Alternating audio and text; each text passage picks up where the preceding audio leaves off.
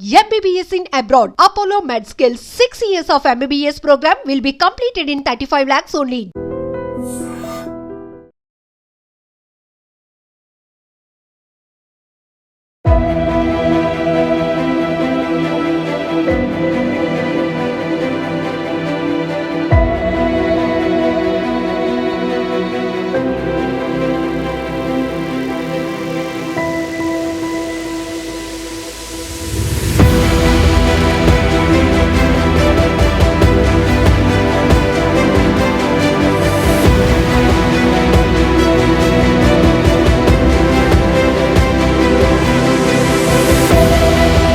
Welcome to I dream.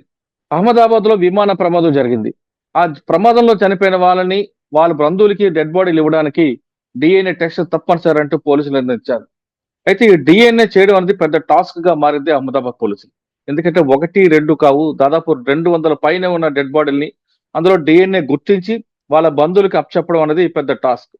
అయితే హాస్పిటల్లో చనిపోయిన వాళ్ళైతే కొంచెం గుర్తించవచ్చు, కానీ విమాన ప్రమాదంలో చనిపోయిన పూర్తిగా కాలి బూడిదైపోయారు కాబట్టి వాళ్ళని ఎలా డిఎన్ఏ చేయాలి?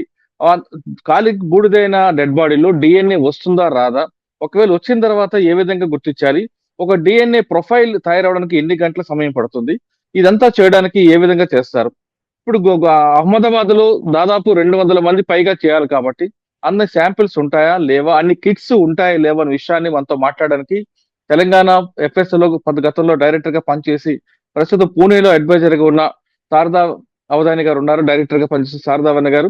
ఆవిడ అడిగి, ఆవిడ చాలా ప్రొఫైల్ చేశారు కాబట్టి చాలా lot of experience Telangana government లో, అంటే కంబైన్డ్ ఏపీలో కూడా ఉంది కాబట్టి ఈ టాస్క్ ని ఎలా కంప్లీట్ చేయాలి, ఈ టాస్క్ ఏ విధంగా చేయాలి, ఎన్ని కిట్స్ ఉంటాయి, అసలు డిఎన్ఏ ప్రొఫైల్ చేయడానికి ఎన్ని గంటల సమయం పడుతున్న విషయాన్ని మేడం నేను తెలుసుకుందాం. మేడం నమస్తే. మేడం నమస్తే అండి. మేడం, గతంలో మీరు తెలంగాణ ఎఫ్ఎస్ఎల్ ఉన్నప్పుడు మీకు మహబూబ్ నగర్ బస్ యాక్సిడెంట్ కానీ ఇటువన్నీ చేసిన అనుభవం మీకు ఉంది. ఇప్పుడు మన గుజరాత్ లో చూస్తుంటే ఇంత పెద్ద యాక్సిడెంట్ దాదాపు మన చరిత్రలో కూడా ఎక్కడ లేదు. ఇప్పుడు హాస్పిటల్ మీద, మెడికల్ కాలేజ్ మీద ఫ్లైట్ ల్యాండ్ అయింది కాబట్టి ఆ బాడీ నుంచి కొంత ఐడెంటిఫై చేయొచ్చు, కానీ అక్కడ కూడా కష్టం అవుతుంది. కానీ కంప్లీట్ గా కాలి బూడిదైపోయిన మృతదేహం నుండి డిఎన్ఏ ఎలా తీస్తారు? ఒక డిఎన్ఏ ప్రొఫైల్ తయారు చేయడానికి, అంటే ప్రొఫైల్ రావడానికి ఎన్ని గంటల సమయం పడుతుంది? అన్ని కిట్స్ ఆల్రెడీ అహ్మదాబాద్ ఉన్నాయని భావిస్తారు, మీరు భావిస్తారా? అంటే ఇది చూడండి, డిజాస్టర్ అన్నది మనకు ఏముంటాయి అంటే unexpected deaths, urgency to identify. ఎందుకంటే రిలేటివ్స్ ఎవరైతే ఉంటారో కిత్ అండ్ కిన్, వాళ్ళు క్లైమెంట్స్ అంటాం కదా, వాళ్ళు వాళ్ళ తాలూకు మృతదేహాలని తీసుకోవడానికి ఎంత తొందరగా మనకు ప్రాసెస్ అయితే అంత తొందరగా మనం తీసుకెళ్తామన్నట్టు పరిస్థితిలో వాళ్ళది ఉంటుంది. So we need to understand their psychology first, emotions, తర్వాత త్వరితగతిని శాంపుల్స్ అనలైజ్ చేయాలి, వాళ్ళకి రిపోర్ట్స్ ఇవ్వాలి. ఇలాంటివి మనం గతంలో చెప్పుకున్నట్టుగా మీరు అన్నట్టుగానే మహబూబ్ నగర్ లో ఇంకా తక్కువ నంబర్, 40 ఇందులో దాదాపు 250 ఆల్మోస్ట్. సో అటువంటి పరిస్థితిలో ఏంటి అంటే మనకి ఈ డిజాస్టర్ విక్టిమ్ ఐడెంటిఫికేషన్, అంటే ఎప్పుడైతే మాస్ డిజాస్టర్స్ ఉంటాయో, అది న్యాచురల్ కావచ్చు, లేకపోతే మ్యాన్ మేడ్ కావచ్చు, రకరకాల యాక్సిడెంటల్ కావచ్చు. ఇటువంటి పరిస్థితుల్లో హ్యుమానిటేరియన్ ఫోరెన్సిక్స్ అని కొత్తగా మనకు గుజరాత్ లో అక్కడ కొత్త సబ్జెక్ట్. అందులో ఏంటంటే మనకి కాన్స్టిట్యూషన్ లో చాలా ఫ్రీడమ్స్ ఇచ్చారు ఫండమెంటల్ రైట్స్ లో. అలాగే freedom to live and Liberty, freedom to live తో పాటు డిగ్నిటీ ఆఫ్ డెత్, అంటే చనిపోయిన వ్యక్తి కూడా డియర్ అండ్ డిపార్టెడ్ ఎవరైతే ఉంటారో ఒక రెస్పెక్ట్ఫుల్ గా ఆ రిమైన్స్ ని ఒక మంచి ప్రాసెస్ చేసి ఐడెంటిఫై చేసి రికవర్ చేసి వాళ్ళ తాలూకు బంధువులు ఎవరైతే ఉంటారో ప్రాపర్ గా మిస్ మ్యాచ్ కాకుండా ఉండే రకంగా ఒక డిగ్నిఫైడ్ మేనర్ లో ఆ రెమినెంట్స్ ని వాళ్ళకి హ్యాండ్ ఓవర్ చేస్తే తదుపరి వాళ్ళ రిచువల్స్ ఏవైతే ఉంటాయో అవి వాళ్ళు తర్వాత చేసుకోవడానికి వీలుగా ఒక కోఆర్డినేటెడ్ ఎఫర్ట్. అంటే ఇక్కడ ఒక సైంటిస్ట్ పని చేయరండి, క్రైమ్ సీన్ మేనేజర్స్ తో పాటుగా, క్రైమ్ సీన్ అనకూడదు, ఇది ఇన్సిడెంట్ అని అనాలి, ఎందుకంటే క్రైమ్ ఏమి జరగలేదు కాబట్టి. సో అది ఎలా చెప్పగలుగుతామని అనండి. ఇప్పుడు ఇందులో చాలా మంది ఏజెన్సీస్ ఇన్వాల్వ్ అయ్యి ఉన్నారు. నేషనల్ ఇన్వెస్టిగేటింగ్ ఏజెన్సీ వాళ్ళు ప్రిలిమినరీగా అంతా వాళ్ళు అనాలిసిస్ చేసిన తర్వాత ఇదేం సబాటైజ్ చెందింది కాదు అని వాళ్ళు నిర్ధారణ చేయడం మూలన మనం సేఫ్ గా ఇది ఒక ప్రమాదం వశాత్తు జరిగింది అంటే, ఇందులో మళ్ళీ ప్రమాదం అంటే మెకానికల్ ఫెయిల్యూరా, మ్యాన్ మాన్యువల్ ఎర్రర్, హ్యూమన్ ఎర్రరా టెక్నికల్ ఎర్రరా డిసైడ్ చేయాలి. ఇలాంటివన్నీ కూడా యాంగిల్స్ అన్ని అయిన తర్వాత ఇవన్నీ ఆల్రెడీ మనకి తెలిసిన విషయాలు. అవును. అయితే ఈ డిఎన్ఏ అన్న దాంట్లో మనకి ఎక్కువగా ఈ డివిఐ అంటే in short disaster victim identification లో మెయిన్ గా మనం మాట్లాడినప్పుడు హ్యుమానిటేరియన్ ఫోరెన్సిక్స్ లో ఇదొక భాగం అన్నమాట. ఇందులో మనం ఏం చెప్తాము అంటే ఏ రకంగా మనం ఐడెంటిఫై చేయొచ్చు, ఏ మెథడ్ మనం ఎంచుకోవాలి అంటే అక్కడ ఉన్నటువంటి విక్టిమ్ తాలూకు పరిస్థితిని బట్టి, ఏ పరిస్థితిలో విక్టిమ్ బాడీ అవైలబుల్ గా ఉంది, ఫ్రాగ్మెంటెడ్ గా ఉందా, పీసెస్ గా ఉందా, లేకపోతే స్కాటర్డ్ గా ఉందా. సో పైనుంచి పడ్డప్పుడు బాడీస్ అంతా కాలిపోయినప్పుడు స్కాటరింగ్ కూడా ఉంటుంది, ఒక దగ్గర అన్ని పార్ట్స్ దొరకవు, లేదా ఒక మనిషి తాలూకు పార్ట్స్ రకరకాలుగా డిస్ట్రిబ్యూట్ అయి ఉండొచ్చు.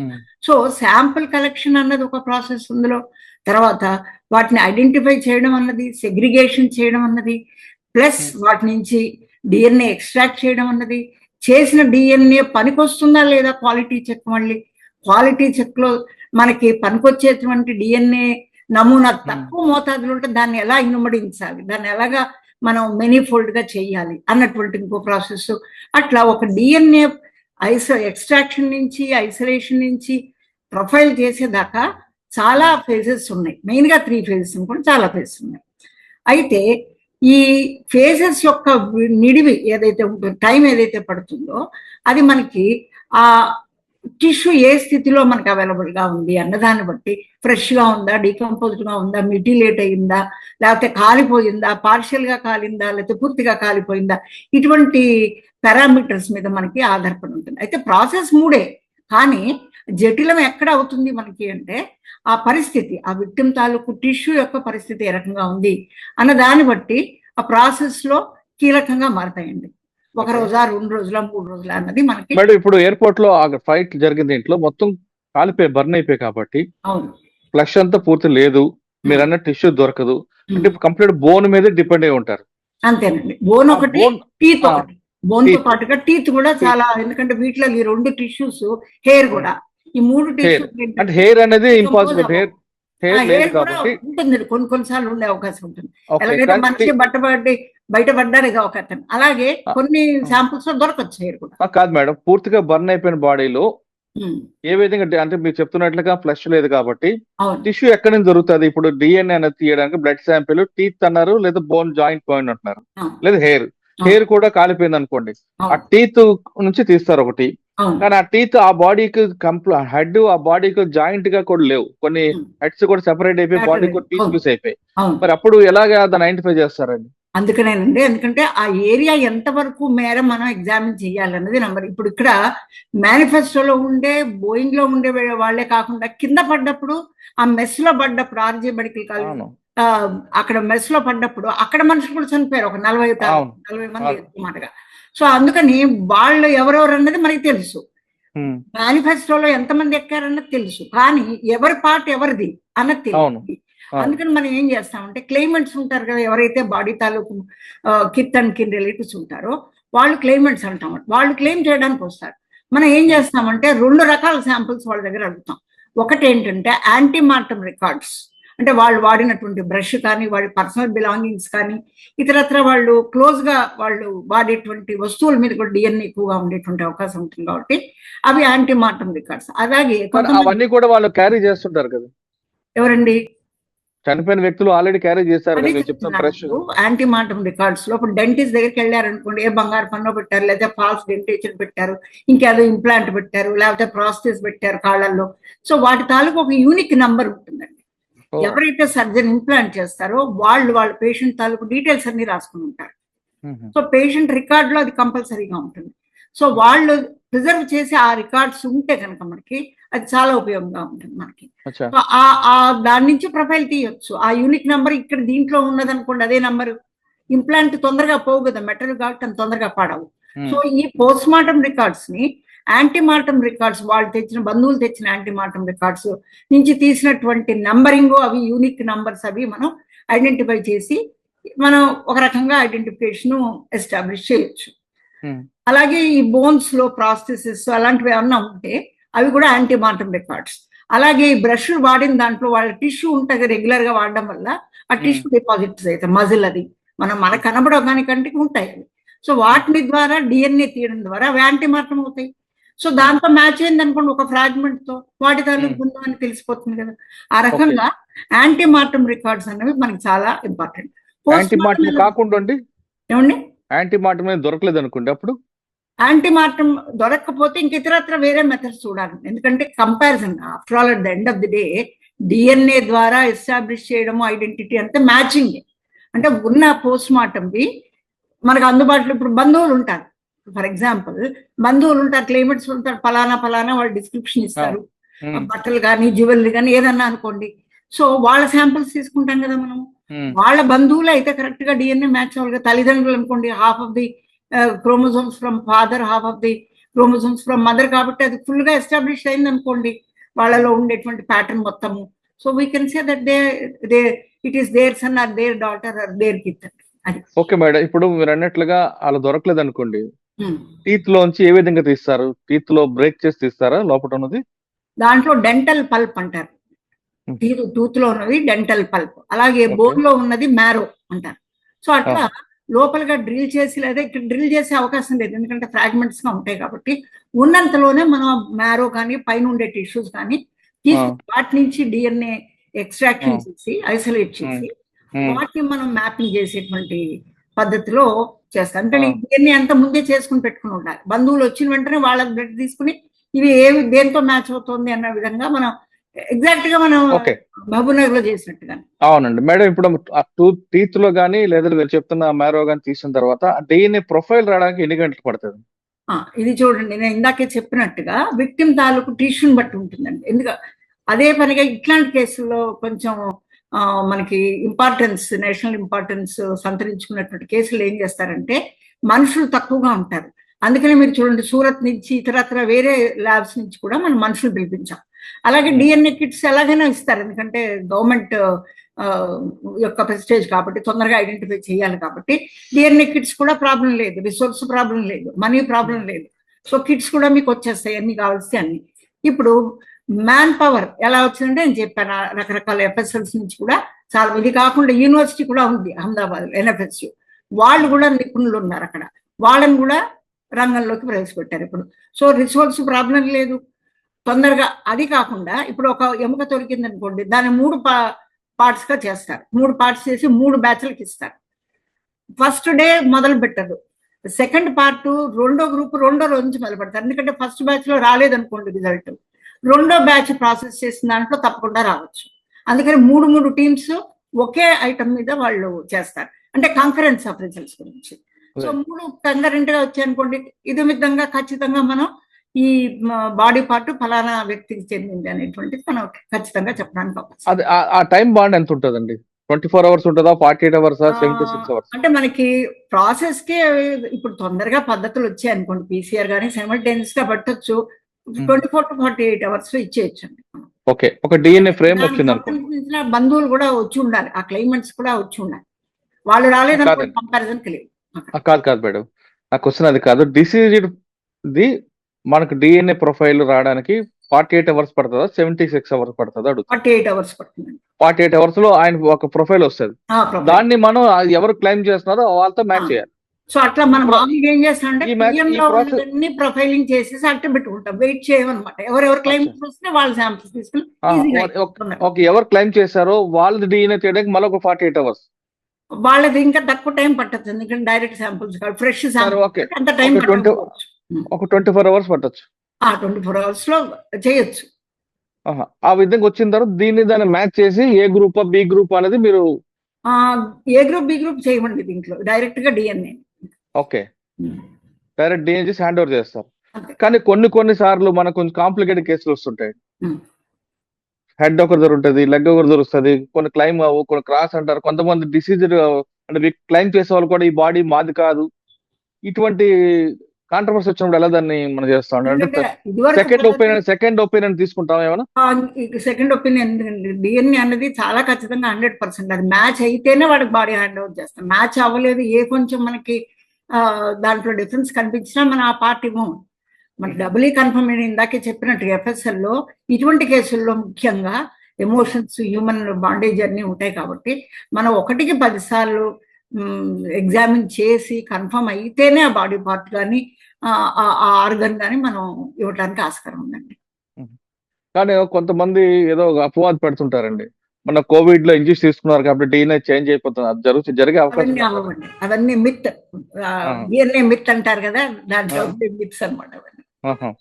అంటే ఒకటే ఖచ్చితంగా DNA వేరవడానికి కొంతకాలం వేరేదిగా ఉండడానికి అవకాశం ఏంటంటే ట్రాన్స్ఫ్యూషన్. ఇప్పుడు బ్లడ్ లాస్ అయింది అనుకోండి, యాక్సిడెంట్ లో బ్లడ్ పోయింది అనుకోండి, ఆ వ్యక్తికి ఎవరన్నా డోనార్ కనుక బ్లడ్ ఇస్తే ఆ డోనార్ తాలూకు వైట్ బ్లడ్ సెల్స్ వాటి లైఫ్ సైకిల్ ఉన్నంత వరకు 120 days వరకు అదే DNA ఉంటుంది ఎక్కువ సార్. ఆ ఓకే. 120 days తర్వాత మళ్ళీ రీప్లేస్ అవుతుంది recipient. ఓహో. అండ్ ఫస్ట్ ఆయన జీన్స్ ఎక్కడ ఉందో అక్కడి నుంచి వస్తుంది. ఆ DNA ఉంటుంది. అది 120 days 120 days మాత్రం, ఎందుకంటే life cycle off white cells 120 days కాబట్టి. మేడం అందుకనే ఇప్పుడు అటువంటి వ్యక్తిని ఏమంటామంటే ఓ 3-4 నెలల తర్వాత నువ్వు ట్రాన్స్ఫ్యూజ్ అయ్యావా లేదా అని అడుగుతాం. ఆ ట్రాన్స్ఫ్యూజన్ అయిందండి అని చెప్పండి అనుకోండి, అప్పుడు ఏం చేస్తామంటే మనం ఆ బ్లడ్ తో పాటు హెయిర్ శాంపుల్స్ అవి కూడా మనిషి ఉంటే అవి కూడా తీసుకుంటాం. ఎందుకంటే ఒకవేళ అబద్ధం చెప్పినా కూడా దాంట్లో తెలుస్తుంది. ఓకే మేడం, ఇప్పుడు ఈ కేసు మహమ్మదాబాద్ కేసులో ఎన్ని రోజులు పట్టొచ్చండి? ఇప్పుడు దాదాపు 120 మెంబర్స్ వరకు అయినట్లుంది, ఇంకా చాలా మంది ఉన్నారు. అంటే ఇప్పుడు క్లైమెంట్స్ ఉన్నారా లేదా అన్న దాన్ని బట్టి కూడా ఉంటుందండి. వీళ్ళు ఉన్న శాంపిల్స్ ప్రొఫైల్ చేయడం ఎంతోసేపు పట్టదు, కానీ ఆ క్లైమెంట్ వస్తే వాళ్ళది తీసుకుని మ్యాచ్ దేంతో అవుతుందో చూసి ఈ ప్రాసెస్ టైం పడుతుంది తప్పించి, ప్రొసీజరల్ ప్రకారం ఆ ప్రాసెస్ చేయడానికి ఫ్రెష్ శాంపిల్స్ అయితే 48 hours, ఇంకా కొంత జటిలంగా ఉంటే దానికి 72 hours కూడా పట్టొచ్చు. అంటే అంతవరకు ఎంత డిగ్రేడ్ అయింది అన్నదాన్ని. అంటే అంతవరకు మార్చి దగ్గర దీంట్లో మీడియాలో వాటి చెప్తున్నారు అవర్స్ టుగెదర్ వెయిట్ చేస్తున్నామండి. అట్లా వాళ్ళు శాంపుల్ ఇచ్చి వెళ్ళిపోవచ్చండి, వెయిట్ చేయక్కర్లా, మళ్ళీ తర్వాత రావచ్చు. ఎందుకంటే వెంటనే రావచ్చు అని మనం సింపుల్ చెప్తాం కానీ ఒక వ్యక్తి చనిపోయి హాస్పిటల్ ఉంటే నా వ్యక్తి కోసం వాళ్ళు ఉండాల్సిందే కదా, ఇంట్లో మాత్రం ఉండలేరు కదండి వాళ్ళు. అవును, ఉండలేరు. కానీ అక్కడ వెయిటింగ్ వీళ్ళకి కూడా ప్రెషర్ బిల్డ్ అవుతుంది కదండి. వాళ్ళు వెయిట్ చేసినా మనం చేసేది లేదు కదా, ప్రాసెస్ కి టైం పడుతుంది. మినిమం అంటే మీకున్న ఎక్స్పీరియన్స్ ప్రకారం చెప్పండి మేడం, అహ్మదాబాద్ లో కరెక్ట్ గా అదే ప్రొసీజర్ జరుగుతుందంటారా? జరుగుతుందా? 100% అండి. ఇంకా వాళ్ళ దగ్గర ఇంకా సఫిస్టికేటెడ్ ఎక్విప్మెంట్ ఉంటాయి. ఎందుకంటే ఒక బ్యాచ్ లో కొన్నే, మనం ఆంధ్రాలో మిగతా చోట్ల చూస్తే కొన్నే శాంపుల్స్ చేయగలుగుతాం, కానీ వాళ్ళ దగ్గర ఉండేటువంటి కాలమ్స్ తర్వాత ఈ సీక్వెన్సెస్ ఎలా ఉంటాయంటే ఎక్కువ మోతాదులో మనం థరో పుట్ అంటారు, ఒకటేసారి మనం ఎక్కువ శాంపుల్స్ ప్రాసెస్ చేయడం వల్ల పర్ డే మనం చేసేటువంటి శాంపుల్ సంఖ్య పెరుగుతుంది కాబట్టి తక్కువ రోజుల్లో మనం రిపోర్ట్స్ ఇచ్చేటువంటి అవకాశం ఎక్కువ ఉంటుంది. పైగా వాళ్ళు సైంటిస్ట్ అందరినీ కూడా మిగతా FSLC రప్పించారు కాబట్టి అందరూ సైమల్టేనియస్ గా చేస్తుంటారు కాబట్టి వర్క్ లోడ్ తగ్గుతుంది కంపారిటివ్ గా, అప్పుడు వాళ్ళు చేయగలుగుతారు. సో బ్యాక్లాగ్స్ కి దీనికి సంబంధం లేదండి. బ్యాక్లాగ్స్ మాట ఎత్తారు, ఎందుకంటే ఇది నేషనల్ ఇంపార్టెన్స్ ఉన్న కేసు కాబట్టి బ్యాక్లాగ్స్ కొంచెం పక్కన పెట్టి ఎలాగో ఒక రోజులో బ్యాక్లాగ్స్ అన్ని పూర్తి కావు కాబట్టి ఆ DNA కిట్స్ కూడా మనకి ప్రాబ్లం లేదు, ఎందుకంటే money is not an issue they. అందుకని త్వరితగతినే అవుతాయని మనం ఆశాజనకంగా ఉంది చెప్పడానికి. అహ్మదాబాద్ లో జరిగిన ప్రమాదం వెనక DNA టెస్ట్ ద్వారా వాళ్ళ బాడీ ఐడెంటిఫై చేస్తాం కాబట్టి మేడం చెప్తున్నారు చాలా ఫాస్ట్ గా జరుగుతుంది. కాకపోతే ఆ DNA దొరికిన పీస్ బట్టి టిష్యూ బట్టి లేట్ అవ్వచ్చు. అదేవిధంగా ఎవరు క్లైమ్ చేస్తున్నారో వాళ్ళ DNA కూడా ప్రొఫైల్ చూసిన తర్వాత మ్యాచ్ అవుతుంది కాబట్టి కొన్ని గంటలు సమయం పడుతుంది, అంటే 1-2 రోజులు సమయం పట్టే అవకాశం ఉంటుంది. ఆ విధంగా చేయబట్టి ఖచ్చితంగా ఎవరు డెడ్ బాడీ ఎవరిదైనా ఐడెంటిఫై అవుతుంది. తొందరపడడం మాత్రాన అది జరిగే కార్యక్రమం కాదంటూ మేడం చెప్తున్నారు. దీనికి కొంతమంది బాధిత కుటుంబాలు కూడా కొంత ఓర్పుగా ఉంటే ఖచ్చితంగా వాళ్ళు ఎవరు చనిపోయారో ఎవరిని కోల్పోయారో వాళ్ళ మృతదేహం వాళ్ళకి అందుతుందంటూ మేడం ఆశాభావం వ్యక్తం చేస్తున్నారు. ఇది అహ్మదాబాద్ లో విమాన ప్రమాదంపై మృతుల DNA విషయంపై శారదా అవధాని గారితో ఎక్సలెంట్ ఇంటర్వ్యూ. వచ్చే వారం మరో విషయంలో మళ్ళీ కలుద్దాం. అంతవరకు నమస్తే. Thank you madam, thank you very much. నమస్తే అండి, థ్యాంక్ యూ.